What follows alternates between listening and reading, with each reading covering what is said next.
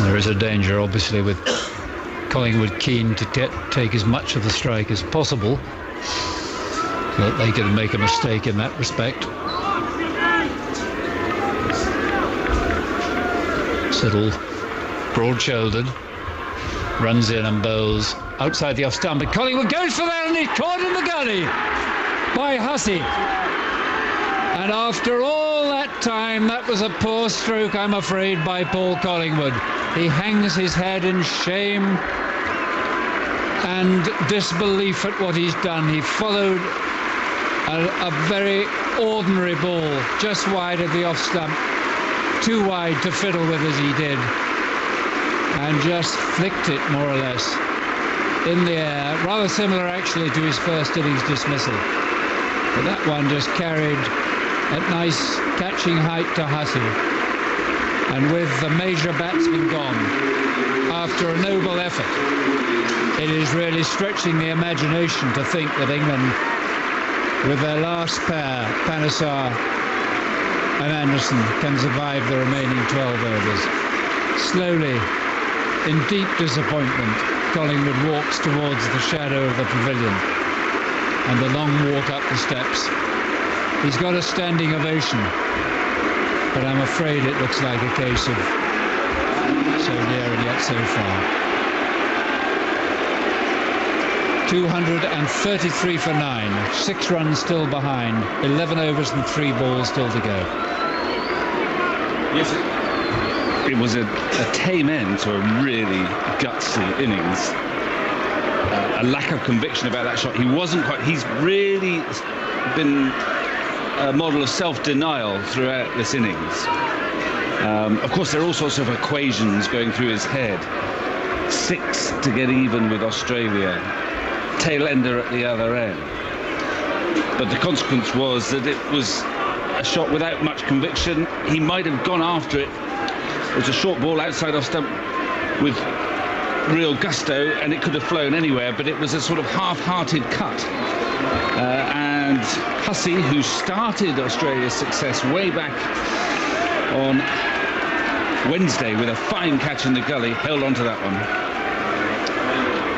So now the last man, Panesar, round the wicket. Siddle bows to him with an array of slips, gets through outside the edge, and he goes through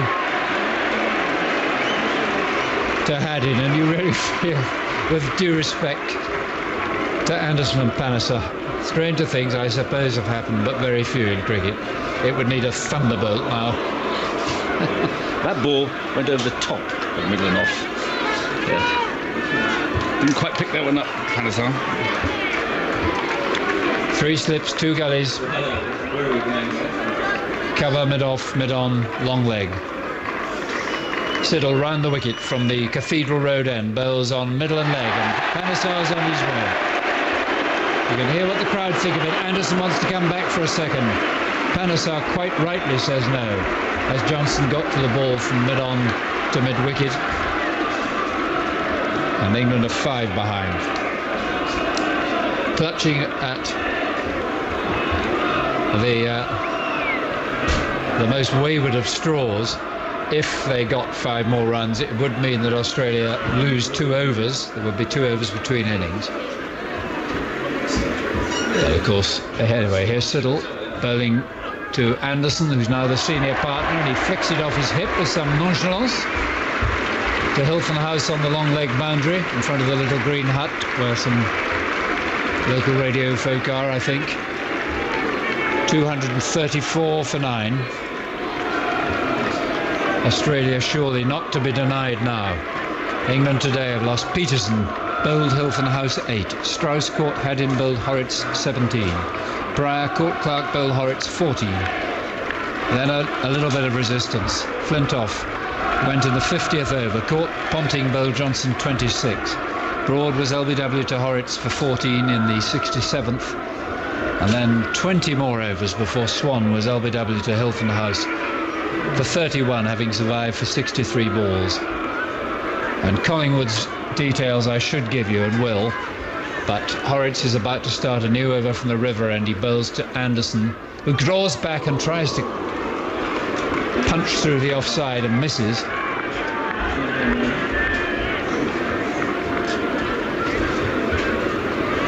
Collingwood batted for 344 minutes as Horrocks bowls and beats Anderson outside the off stump.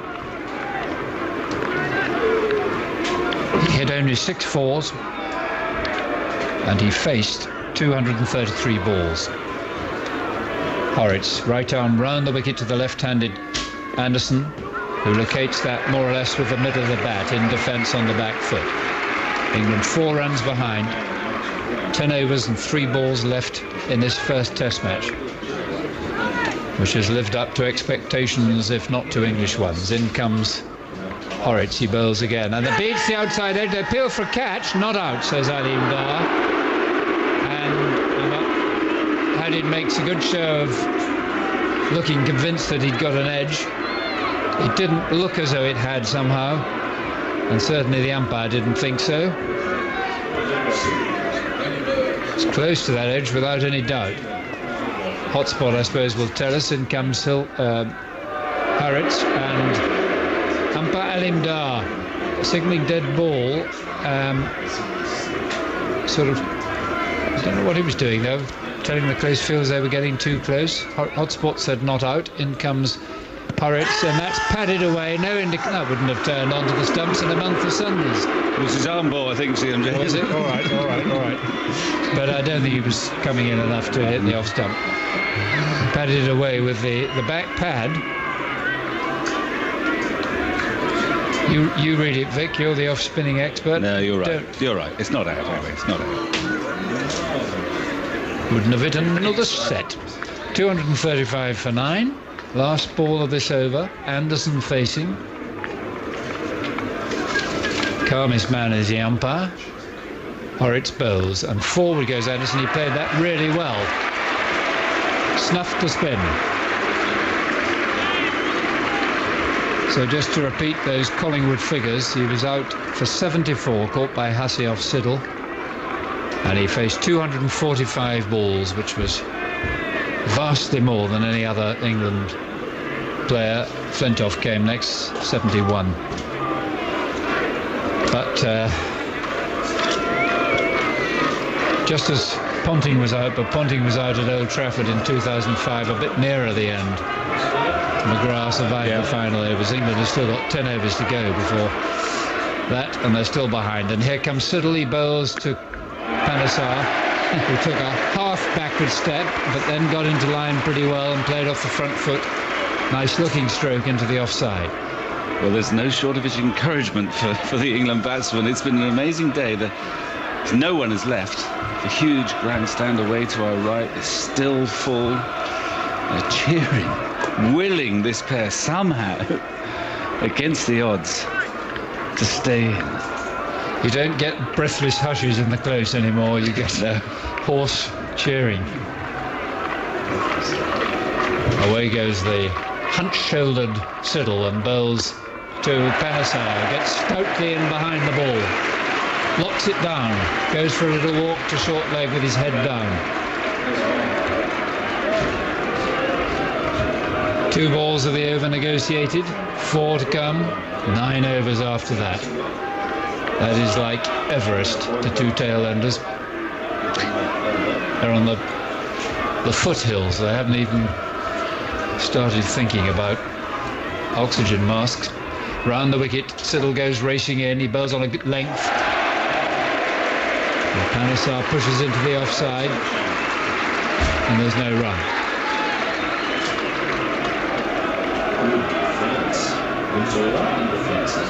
Clark is at first slip. Ponting is second. Hughes is at third. Hussey's in the gully. Horrocks at cover. North, Centurion, his first Test in England, at mid-off. The sun glinting on his sunglasses behind his Australian cap. In goes Siddle, bowls a bouncer, which bounced the second time. Whether that was one of those new sort of bouncers, the slow one, or whether it was just the absolute plasticine nature of the pitch, I'm not honestly sure. But it bounced the second time before it got to Brad Haddin. Close up. Panesar kept watching. Yes, he did. He kept watching. I don't know whether all the England team can keep watching just at the moment. They could hardly bear to. Siddle. Passes umpire Doctorow, both from round the wicket to the left-handed Panesar, who wants a run as he plays it just to the right of North at mid-off. There was no point in really, well, as I say, if they do somehow get past, get another 4 runs, it would take 2 overs off, but well, I think it depends what it happens. I mean, Anderson has suddenly assumed the senior batsman role. The thumbs up from Panesar, fair enough, he's saying. Panesar was out to Horrocks very easily in the first innings, caught a second slip or gully. I think Anderson has probably worked out in his own mind that he's the better bet against Horrocks. Ponting suggesting to Siddle that he goes over the wicket. And they're giving Panesar 1 if he wants it. He's over the wicket now with 3 slips in the gully, bowls and a short leg, and that's a good stroke actually. And he's taken it. Glanced it off the leg stump for a single, so he's going to be facing the spinner. 236 for 9. Well, we'll see whether that's a good idea. I mean, it's 1 more run, but it does bring Panesar onto strike against Horrocks, who got him out in no time in the first innings. Very important. I think Panesar's got to just watch the ball like a hawk. He's also, you know, there will be gaps in the field if he can get the bat on the ball. He's got to be alert to the possibility of getting one, getting up the other end, getting Anderson on strike if he can. It'll be quite a morale boost just to get this 3 runs, the knowledge that will take a couple overs out of the equation. 3 runs to get to make Australia bat again. 9 overs of the match remains. So much is at stake. Horrocks round the wicket from the River Taff end, bowls to Panesar, who comes forward and keeps the ball out. Nearly always in an Ashes series, particularly when Australia win the first test, they go on to win the Ashes. Apart from 2005. Didn't happen then, agreed. Here is Horrocks round the wicket, and that turns a lot, well bowled. Too good for Panesar, who pushed at it and missed. Champagne moments of being voted on in the box. The Brian Johnson champagne moment. Around the wicket comes Nathan Horrocks, floats that up, well played by Panesar, got well forward to it, bat and pad together, head over the ball. I don't know who's going to have earned the Verve Cliquot this time. Michael Hussey's brilliant catch early in the match to dismiss Cook. Here comes Horrocks, he bowls, and Panesar keeps it out, gets another cheer, fielded it forward short leg. Ponting reaching 150 with a 6. Swan reverse hitting Nathan Horrocks, who bowls now again to Panesar, who this time gets a quicker, shorter ball, and I think actually deliberately played inside the line of that. 1 more ball of the over to come. 8 overs after that for Australia to finish the task. England 3 behind. Horrocks bowls to Panesar, left-handed outside the off stump, spins through into the gloves of Haddin. The over has been survived. 8 to go, 3 runs behind England. Just mentioning the other suggested champagne moments. Hilton House bowling Peterson. That was a big moment indeed. Ponting LBW. Ponting's low catch rather to dismiss Flintoff. Paul Collingwood's battling 74. Not quite a moment, strictly speaking, so I think I might go for Hilton House bowling Peterson in his first test in England, just to be different from 1 or 2 others. Don't know where you want to place your vote. I've done mine already. You've done it.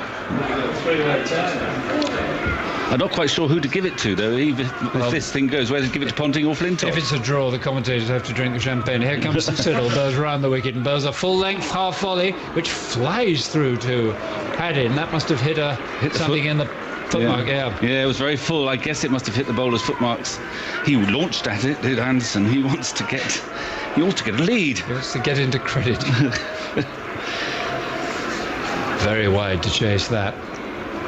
Spectacular take by Haddin, making a late bid for the champagne moment. Well, there's a mayhem on the champagne moment. I can tell you that there are 4 items got 2 votes each. Siddle comes in now in bright sunshine again. He bowls to Anderson, who plays slightly inside the line of a ball in his off stump and thick edges it down into the gully where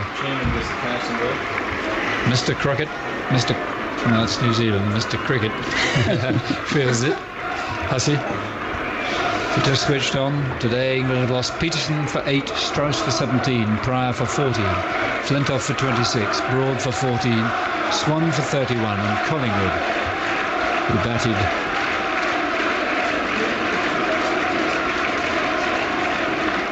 for 74. In comes Siddle and bowls. And another chair for Anderson, playing a pretty secure looking defensive stroke to a good length ball on that occasion. If nothing else, it's a pretty good advert for Test cricket, isn't it? Here we had a very slow day. We've had, 90 odd overs bowled, not very many runs. And everyone here is spellbound. The stands are absolutely chock-a-block. And a forward defensive gets a huge roar. Yeah, wouldn't be a very good shot in the 2020 match. No. But here's Siddle round the wicket. He bowls on a full length again. Yorker length, and that's England are in front.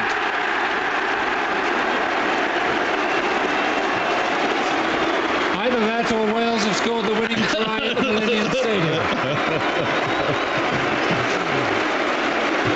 Jimmy Anderson, Shane Williams, it does not make much difference.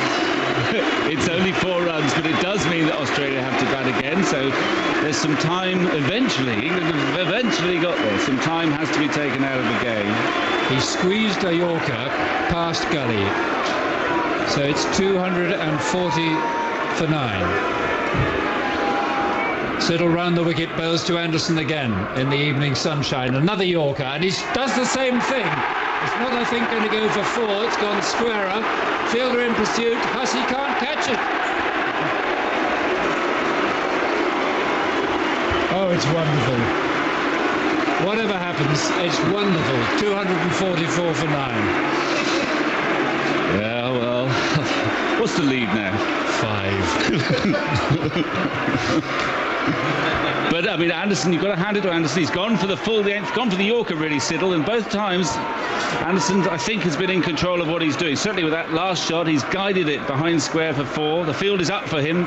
They want to keep him off strike. Siddle again to Anderson, who keeps it out, plays it into the offside. And now there are 7 overs left. It's a little bit like Agatha Christie, isn't it? In that novel. Well, there are 7 overs left in the match, but remember that 2 overs are taken out for the change of innings. So, in effect, England have to bat for 5. Yes. If they bat for 5, the game is safe. Although the light takes them doing that. The light has never been better at any stage of this Test match. It's a beautiful evening. And Jim Maxwell, it is your destiny to describe this thrilling finish. Good luck. Horrocks comes in and bowls, and Panesar runs it to backward point for a single. The atmosphere is just electric. Every ball, every run is rapturously greeted by this crowd. And the lead's a massive 6 with 6.5 overs remaining. Horrocks around the wicket. Anderson forward. He edges it between slip and second slip, but it's stopped there by Clark just to his left-hand side. Can they hang out? I mean, really, if England are going to save this, you'd like to believe that they bat the overs.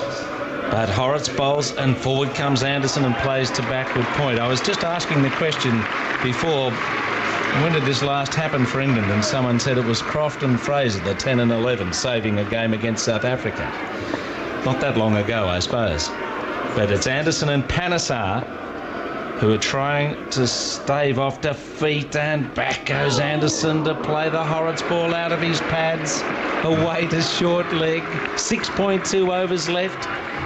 And at 9 for 245, England have just nosed in front. Horrocks around the wicket. He bowls to Anderson. Anderson forward. playing it very well. You think England are about to win the game? It's just as good as a win? Well, it's a bit like that game at Old Trafford. If England were to draw, it's as good as Australia's draw at Old Trafford, I'd say. This is dramatic. Here's Horace. He bowls again. Anderson's forward. Plays it well. The end of the over. 6 overs to go. Now what will Ponting do? Is he going to keep going with Siddle? It looks like it. Yep. Siddle got the breakthrough when he had Collingwood caught by Hussey in the gully for 74. But this has been a strong performance by England from 5 for 70 to still be alive at this point of the day. Yeah, it's quite strange too. There's a huge grandstand away to our right, and in between the overs, the security men come out onto the field to guard the field. And now, when the over is about to begin, they just go back over the boundary rope again. A pitch invasion. We don't want one of them just at the minute. We've got the security guards to deal with that. Anyway, it's Panesar and it's Siddle. Around the wicket to bowl to the number 11. He comes in. Panesar is hit on the pad and appeal for LBW. It looked like it was going down the leg side. Siddle thought otherwise. He was jumping. They were jumping in the slips. He was around the wicket though, and I think it hit Panesar on the front pad, just going down leg side. Good decision. Everyone's under pressure here, umpires included. 5.5 overs remaining. And Australia, if they're to win it, they have to get this last wicket in the next couple of overs because they've got a few runs to polish off. But they've got to get the wicket first. Here's Siddle. He bowls again, and forward goes Panesar. Have you heard a crowd like this at a cricket match in recent times? I bet you haven't. This is something. I don't know, 2005, I think. But we've had games like this. We had a game, England had a game like this in Antigua when they were in the field in a similar sort of situation. But there weren't so many West Indians watching as there are English and Welsh watching this one. Siddle's going to go over the wicket now. Well, it's almost 6 overs that they've survived. Siddle, 3 slips in the gully, trying to get rid of Panesar. He comes in. Panesar gets out of the way of a short lifting ball. Fizzed past outside the off stump. Not too sure Panesar knew exactly where it was going. He just saw the length and thought, I've got to get out of the way of this somehow. And it went just wide and through to the wicketkeeper Haddon. But there might be a bit of a shake-up going on here from Siddle. He's got a short leg, but it's hard to get much excitement from this pitch.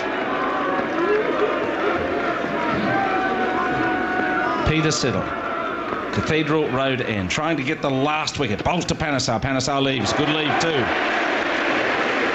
Just on that angle outside the off stump. 2 balls remain, and then another 5 overs. England hanging in. Wonderful defiance. Flintoff 26, Broad 14, but then Swan 31. That was a major effort with 62 runs added, and it really chewed some time out of the game until Swan was leg before to Hilton House. Now here's Siddle. Going in again to Panesar. Panesar leaves well left again. He's a pretty good number 11 on the evidence of what we're seeing here. His judgment on playing and leaving has been excellent so far. He is at the moment. He gets into the right sort of positions, you know. He's covering his stumps. He's left the ball well. He's breathing a little heavily. He's faced 20 balls now. And he's got the last ball of this over to survive, to keep the fans very happy. Here comes Siddle to bowl. Panesar gets a short ball and he plays it out on the offside, the end of the over. A maiden over. And Siddle rather slowly moves towards Billy Doctrove. Australia starting to run out of overs here. 5 overs left. The lead is 6. Mind you, the way they're going with these overs, if they get to quarter-2, well, it'll be too late then, but the thing is 10-2 is the appointed cut-off time or 15 overs. But if they bowl them before 10-2, they can bowl another over or two, and they're getting through them fairly quickly. But can they get a wicket? That's the vital thing at the moment. And Horrocks has decided to go back over the wicket to bowl to Anderson. I mean, we've got to bear in mind when the last 15 started, which was at 10-6. Yeah. So Australia have got until 20-6. Horrocks bowls. Back goes Anderson, and he plays it down the pitch. Well, really, they've got to get the wicket before 22, haven't they? Yeah. And they're struggling to get it at the moment. Good defence. Horrocks comes in. Anderson pushes forward. He's in a bit of a muddle there. Well, he knocks the ball down on the offside. He thought it was pitching outside leg, and he was trying to kick it away, which he's entitled to do. But he made a bit of a mess of it. But he's still there. Slip, short leg, silly point. Australia striving for this wicket. Horrocks bowls. Anderson forward, pushes away to backward point and gets a run. Thick edge to backward point. Easy single. And that just helps the cause a little bit. They lead by 7. A little bit, not a great deal, but 1 run. It's going to come back round the wicket for Panesar. Horrocks comes in and Panesar leans forward. They're going pretty well at the moment. Horrocks just can't make anything happen. Into the pads, get the ball to bounce for bat pad. Here he comes again, around the wicket to Panesar. Panesar forward and steers it down with the softly held bat straight to Hussey, who's there in the gully. A lead of 7. The overs tick by. Horrocks around the wicket again to Panesar. Panesar leaves, a good leave outside the off stump. 4 overs. Yes, just 4 overs remaining here. And the crowd sensing that England are going to wriggle out of this with a draw. Well, I don't know if they're sensing that necessarily, but they're reveling in the excitement of it all. In a curious sort of way, I think Panesar's reveling in it. The adrenaline's gushing around, and he's batting though with good judgment. A big call here, I think, by Ponting. They want to take up a bit of time here. England want to take up a bit of time. That's Ponting right. is going to bring on Marcus North. He's just following his instincts, I guess. I mean, he's one of his part-timers. He's only got 2 test wickets, but if he can get this one, he'll be a hero from Bayswater, Morley, all points west and east. Well, it's only a year or 2 ago that Michael Clarke came on in a test against India when India looked to have saved it and took 3 wickets in 1 over. But he's under pressure too, because were he to bowl, and he does do this occasionally because he is only a part-timer, if he bowls a full toss that goes for 4, suddenly the balance changes a little bit. There's a little bit more time bought by England. It's going to be an in-out field. Long chat between Anderson and Panesar. I mean, they may be saying very sage things to one another. They may also be saying, don't let them bowl any more overs than we can allow them. Remember that 20-6 is quite an important landmark in this match. It's 6:30 at the moment. So North's been entrusted with the ball. Jimmy Anderson takes fresh guard from Billy Doctrove. There's a minimum of 4 overs to go in the game, and England are only an over or 2 away from saving this. Can Anderson survive? Slip, gully, silly point, short leg, short cover. North around the wicket, bowls to Anderson. Anderson goes back and hits a short ball away, down to backward point for a single. It was a poor ball, but he didn't hit it very well. It was in the air, wasn't it? Yeah, it was. But no one at home out there close enough to catch it. The lead is 8 at 9 for 247. It might be the loose ball that gets the wicket, but at the moment it's Panesar who's going down to take guard. No, he's ready. And North's going to try and land one somewhere in the interesting area at the off stump. He bowls outside the off stump, and he's chopped a point, and it's gone through point. It's gone through Horrocks for 4. That's useful. 9 for 251. Crowd like it. 12 the lead now. 12 runs in front. And that was a weary attempt by Horrocks to stop the ball, and it went through him. It had a bit of spin on it. He just didn't get down. North goes to Panesar. Panesar back and defending. He's 7. Anderson's 21. Very good partnership here. Almost 8 overs they've held out, Australia. North comes in around the wicket, bowls to Panesar. Panesar forward. You know he's kept it out. Just listen to the crowd. This is great theatre. High drama at Cardiff in Wales' debut test match. Monty Panesar fighting for his country here. He watches and he's back and he plays it well. Guides it down behind points. Another ball goes by.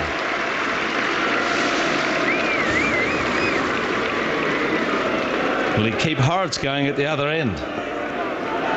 North has 1 ball to go. He moves in towards Panesar. Panesar forward, plays it on the bounce to Ponting. 3, a minimum of 3 overs to go. And Jonathan Agnew's coming in for the last rites of this game, which you'd have to think at the moment looks like being drawn. Here's Victor and then Agnes. I'm making no predictions. I don't think... my prediction is that Marcus North won't bowl another over, because that looked like an over of respite for England.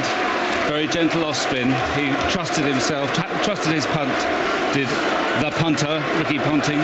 Now we've got gloves coming out and the batsmen don't want any, and Ponting is looking at Shafayat and said, as if to say, what are you doing out here? Yeah, that's a real time waste. In fact, the physio's appeared now. This chap we haven't met before, he's coming on and he's being shooed off. And the umpire is shooing him off. Is he? Well, I think Ricky Ponting is going to invite him to go. It's ridiculous because James Anderson, I don't like this. I don't like this. Doesn't he know he's there? I don't like this. England are playing the physio card, and Anderson hasn't asked for him to go out there, and in fact he's taken no notice of the physio whatsoever. I think Ricky Ponting has suggested to the England 12th man it might be appropriate for him to leave the pitch. Yes, he did. And to be fair, so is the umpire. It's 12 runs the lead. The time is the critical thing now. By our clock, it's 6:34. Remember, once it gets to 6:40, I don't think there's time for Australia to have a bat. No, you're right. There's 6 minutes to go. I'll give Katic a bowl. 2:51 for 9. In comes Horrocks, he bowls. Anderson goes back defensively, pushing the offside. A great cheer breaks out. Shafayat and the physio are still sitting there in the shadows, somewhat chastened on that left-hand side of the ground. One boundary changes things very significantly now, if they can find one. Down go the close fielders again. Horrocks round the wicket, comes in, bowls. Anderson's forward, just turning it away into the leg side. Maybe a one-day single, but not bothered with now. The lead is 12.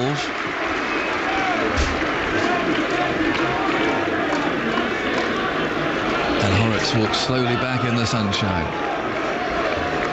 Ball's ticking away. In comes Horrocks again, the off-spinner, and Anderson once again is forward. They hit the middle of the bat. Ponting fields at silly point. Australia have to do something. Because these two so far have resisted everything that's been thrown at them. 2:51 for 9.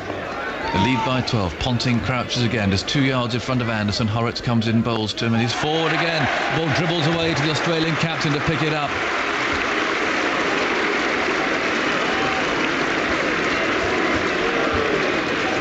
Two balls to go in the over. The field coming in.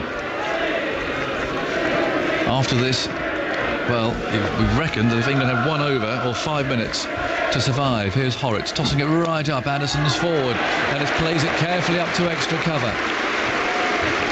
And then goes for a stroll. Panesar's leaning on his bat.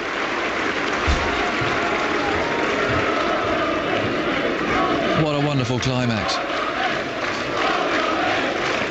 Can England get out of jail? They seem doomed at lunchtime. Horrocks bowls a much quicker ball. Anderson defends it. Another over is survived.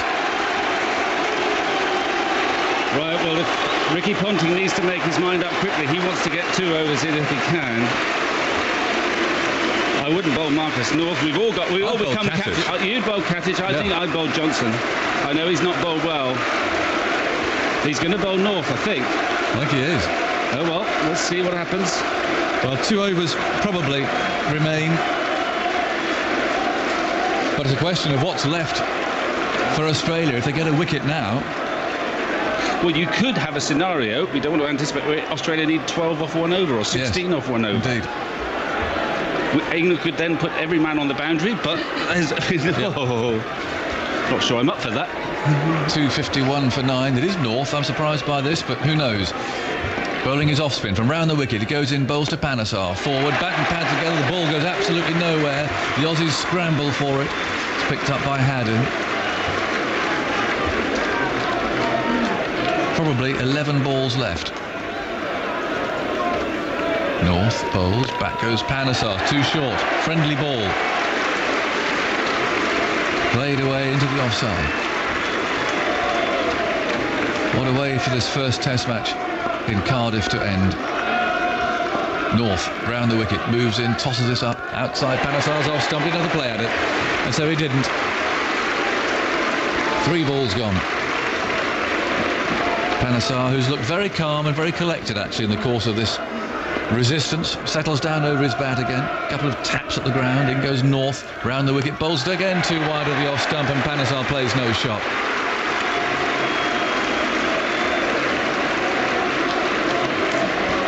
Two left in the over. Shadows creeping on. North, round the wicket, bowls. Well, that finds the edge, but doesn't go anywhere, doesn't go in the air. It's picked up there in the gully. Hussey scrambling, picks it up. He took a very good catch earlier on to dismiss Collingwood. We've got 2 minutes to go to 22. So there will be another over. Panesar, forward to the last ball from North, a tremendous cheer. Now, even if the wicket goes now, what's going to happen? The umpire's having a chat. No one quite knows what is happening. The umpires...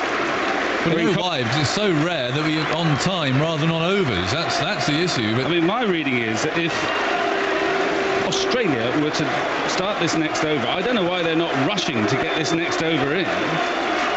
Australia would start this next over now, given that I make it 6:39. they'd have 1 over. They'd have 1 over. Yeah, but there's a long. But if they were to take the wicket at 6:41, I'm not sure they would have the opportunity. So I can't understand why. Well, there's a long conversation between the batsmen now. Yes, there is. And the umpires. Horrocks is ready to bowl. It's on time and it's ticking away. And if Anderson can survive a couple of balls here, maybe even 1 ball according to our digital clock, then I reckon the game is saved. But don't take that as gospel, listener, just at the moment. No, for goodness sake, but we're in fairly new territory, or at least very rare territory. Horrocks round the wicket, bowls, and Anderson defends it, plays towards short leg, and looking at the clock, our clock,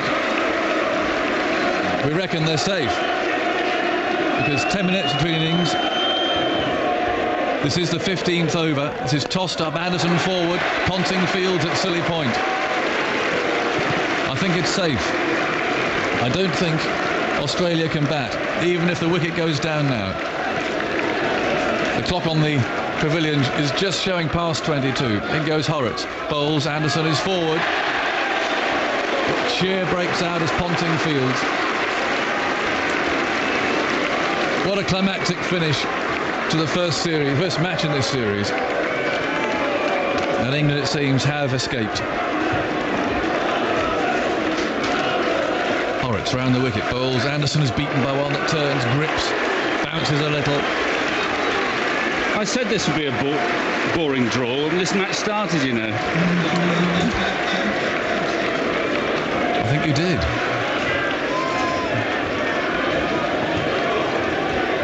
Two balls remain.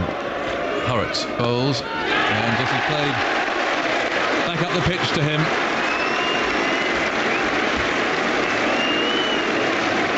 And Ponting looks subdued at Silly Point as he rubs his hands together. And Horrocks comes in again, round the wicket he bowls to Anderson, and that bounces away into the offside. No good. Cheer breaks out. Monty wants a run. The throw comes in. It's not straight. It misses the stumps. Panesar's on his hands and knees.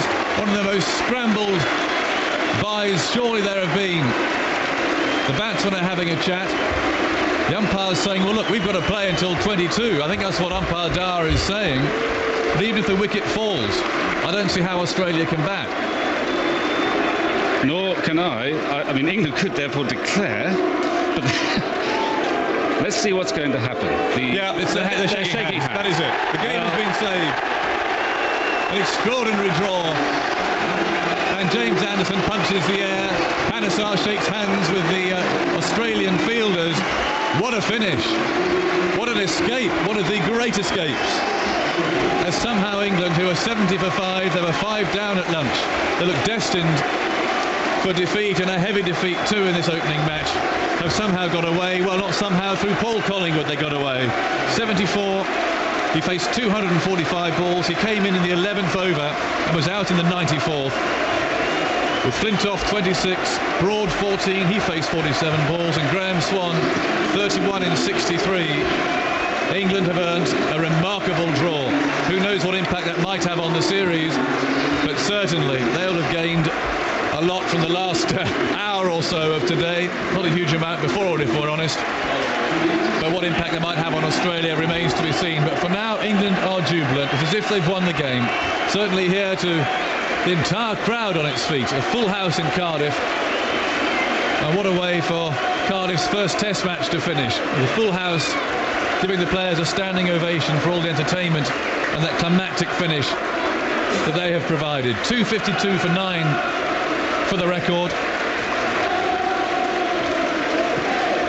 And there we go, Victor. Well, it's a sort of irony that this game is played at Cardiff and they're spitting nails at Old Trafford, and yet we've got a carbon copy of that great Old Trafford Test match of 4 years ago. On that occasion, it was Australia's last pair who held out amid huge tension, and now, well, unlikely heroes suddenly surfacing for England. Most obviously, well, Jimmy Anderson, what an effort he put in.